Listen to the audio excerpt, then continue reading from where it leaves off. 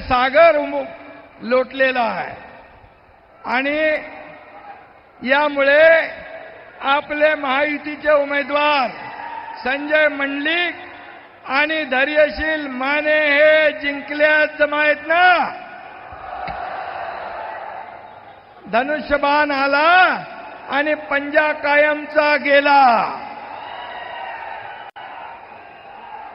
इथली जनता 7 तारखेला धनुष्यबाणाच्या खटक्यावर बोट ठेवेल आणि विरोधकांचा टांगा पलटी आणि घोडे फरार. मोदीजी खरं म्हणजे आपले विश्व नेते आहे. मोदीजींचा कोणी नाद करायचा नाही ना. आपलं ठरलंय ना, मत मोदीजींना आणि मत धनुष्यबाणाला. मगाशी देवेंद्रजींनी सांगितलंय आणि आपल्या धैर्यशीलला मत म्हणजे मोदीजींना मत, संजय मंडलिक यांना मत म्हणजे मोदीजींना मत आणि मोदीजींना मत म्हणजे देशाच्या विकासाला मत. आणि म्हणून गरीब, कष्टकरी, शेतकरी, महिला, वंचित समाजातल्या प्रत्येक घटकाच्या सर्वांगीण विकासाला मत. आणि म्हणून मोदीजींच्या प्रत्येक श्वासात विकास आणि प्रगतीचा ध्यास आहे. विकासाबरोबर ते देशाचा वारसाही जपत आहेत.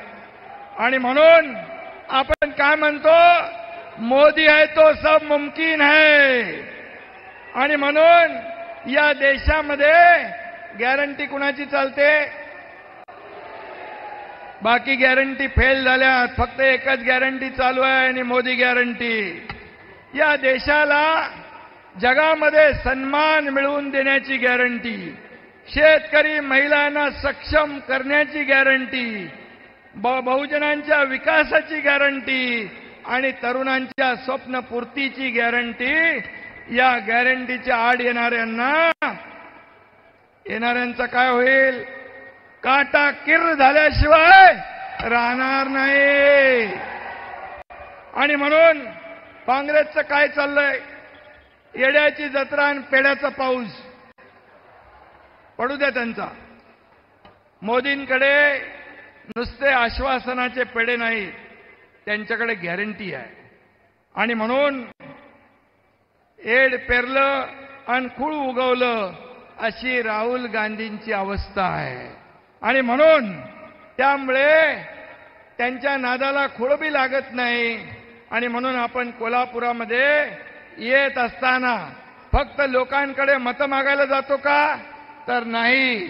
संकट येऊ द्या, वादळ येऊ द्या, आपत्ती येऊ द्या, महापूर येऊ द्या, त्यावेळेस मग महालक्ष्मी एक्सप्रेस पुरात अडकली असेल तेव्हाचा प्रसंग असू द्या, आपण सगळेजण जीव धोक्यात घालून या ठिकाणी कोल्हापूरकरांना मदत करण्याचं काम करत असतो आणि केलंय. मी स्वतः आठवतोय, इथे सगळेजण आपले व्यासपीठावर आहेत. 12